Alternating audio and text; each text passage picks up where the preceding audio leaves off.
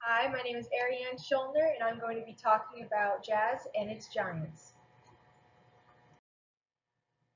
Miles Davis, Ella Fitzgerald, John Coltrane, Louis Armstrong, Duke Ellington, J.J. Johnson.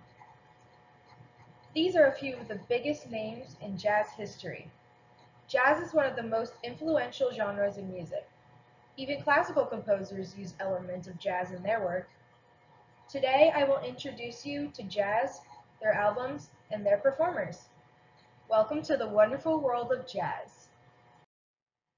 Let's start from the beginning of it all. Jazz has been around since the late 19th and early 20th centuries, with its roots in blues and ragtime. But what is jazz? As Gunther Schuller said in his article titled Jazz, influenced by both European harmonic structure and African rhythms, it was developed partially from ragtime and blues and is often characterized by syncopated rhythms, polyphonic ensemble playing, varying degrees of improvisation, often deliberate deviations of pitch, and the use of original timbres. I know some of you have no idea what I just said, so let me break it down for you. Usually when talking about rhythm, notes happen on beats 1, 2, 3, and 4. But in jazz, beats happen on off beats, such as the end of one. Poly means many, and phonic means two or more voices. This means different people within an instrument section play different parts, such as first trombone, second trombone, and so on. Improvisation is when you play notes that aren't written down on paper. Everything you play comes from your head. Pitch is the quality that helps you know if sounds are higher or lower, and timbre helps you tell the difference between two instruments, like a piano from a trumpet. Some of the best musicians in the world, such as Miles Davis, John Coltrane, and Ella Fitzgerald, are considered jazz giants.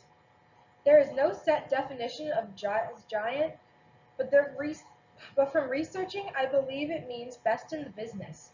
Somebody who's incredibly influential in jazz culture. I will touch back on giants later. Some of the people I've mentioned before have recorded some of my favorite recordings of all time, like Miles Davis's Kind of Blue album that was released in 1959. The first ever jazz recording came out over 100 years ago in 1917. The band consisted of five white musicians: Nick LaRocca, Eddie Edwards, Larry Shields, Henry Ragus, and Tony Sabaro. They were called the original Dixieland Jazz Band.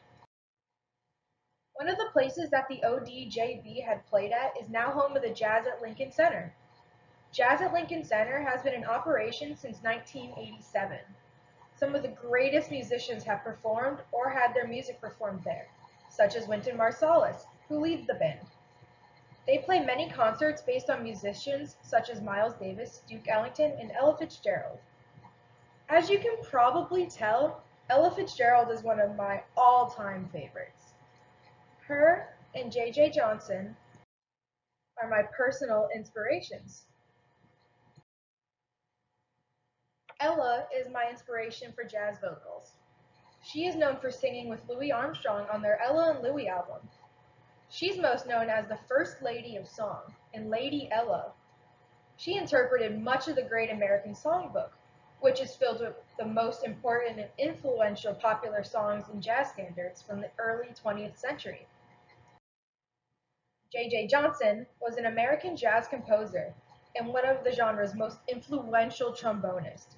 He actually was originally training as a pianist, but at 14 he started learning trombone. He was known as the Charlie Parker of trombone. An unknown source said J.J. did for the trombone what Charlie Parker did for the saxophone.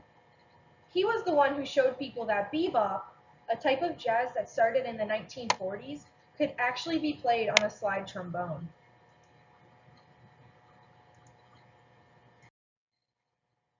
JJ and many other giants have inspired me to excel in my jazz studies, and I hope to have inspired you to explore jazz yourself. Jazz really is a wonderful world, and now you know what it is and a little about some performers too. Today I introduced you to jazz, its albums, and its performers. Now, Who wants to jam?